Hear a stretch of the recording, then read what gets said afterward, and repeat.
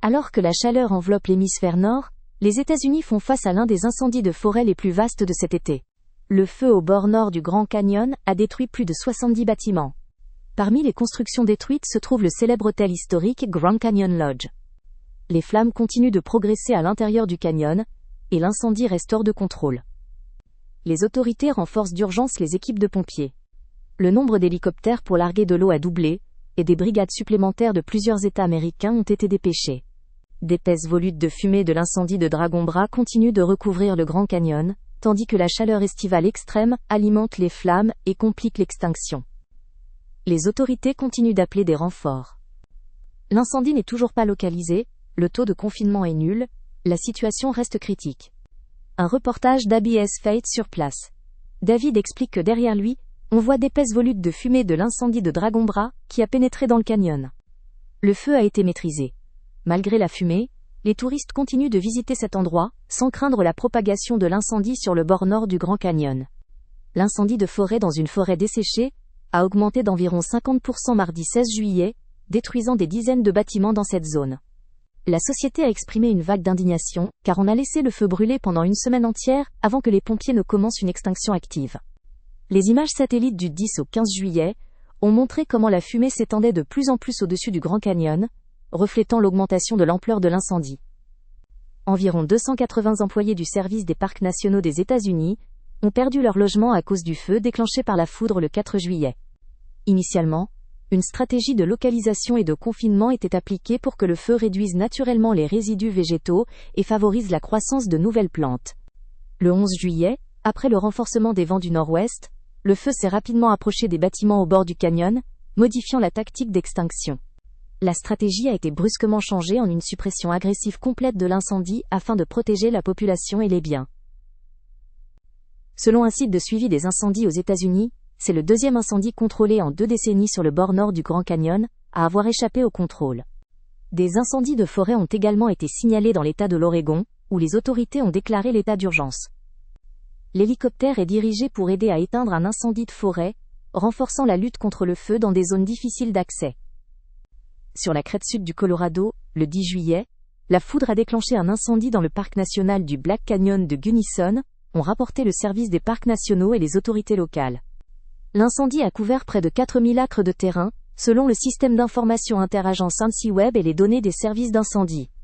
Le mardi 15 juillet, le parc national du Black Canyon de Gunnison a été évacué et fermé aux visiteurs en raison du danger d'incendie. Le Bureau de gestion des terres de l'État de l'Utah a publié une vidéo d'un tourbillon de feu provenant de l'incendie de Deer Creek, près de la ville de Loa dans l'ouest des États-Unis.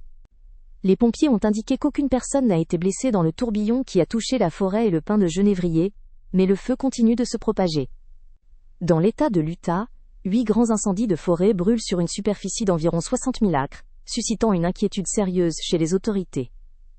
Les incendies de forêt ont également touché le Canada, dans les provinces de Terre-Neuve et Labrador, où au moins 7 foyers d'incendie ont été enregistrés. Au Canada, des maisons ont été détruites et les habitants évacués pour éviter la menace du feu et de la fumée déchaînée. Plus de 100 pompiers mexicains sont arrivés au Canada début juillet pour aider les services locaux à éteindre les incendies de forêt. Il s'agit du plus grand groupe international d'environ 160 volontaires, aidant à lutter contre les incendies au Canada. La fumée des feux de forêt enveloppe l'horizon de la ville de Toronto et suscite des inquiétudes quant à la qualité de l'air parmi les habitants. Chita. Les résidents locaux ont été invités à limiter leur temps passé à l'extérieur, en raison de la mauvaise qualité de l'air et des risques pour la santé. La chaleur intense et la fumée créent des conditions difficiles pour les habitants et les pompiers qui combattent les feux de forêt dans cette région. L'air est encore un peu enfumé et il est difficile de respirer. Je m'entraîne pour un marathon, donc je suis obligé de sortir malgré les conditions difficiles et la fumée autour de moi. Hier, j'ai pris un jour de congé parce que la fumée était trop dense. Mes amis utilisent souvent des inhalateurs, mais j'essaye de rester en bonne forme et je ne fume pas. Mes poumons vont bien. Mais l'humidité est lourde et pèse sur le corps. Nous allons vers la fontaine pour nous rafraîchir un peu dans cette chaleur insupportable. En Islande, un volcan s'est réveillé. Depuis 2021, 12 éruptions se sont déjà produites sur la péninsule de Reykjavik. Les systèmes géologiques sont à nouveau actifs. Selon l'administration météorologique islandaise, le magma a percé la croûte terrestre, ouvrant une fissure de 700 à 1000 mètres de long. Les premiers signes d'éruption étaient presque imperceptibles. l'aéroport de Keflavik à Reykjavik a déclaré que les vols n'ont pas été perturbés. Pendant ce temps, la police a évacué les visiteurs de la station géothermique Blue Lagoon et les habitants de la ville voisine de Grindavik. Les experts avertissent que les éruptions pourraient durer des décennies, voire des siècles, créant des risques à long terme pour la région et ses habitants. Mercredi 16 juillet, en Turquie, des hélicoptères et des avions turcs ont combattu un incendie de forêt majeur dans la province de Tekirdağ, au nord-ouest du pays.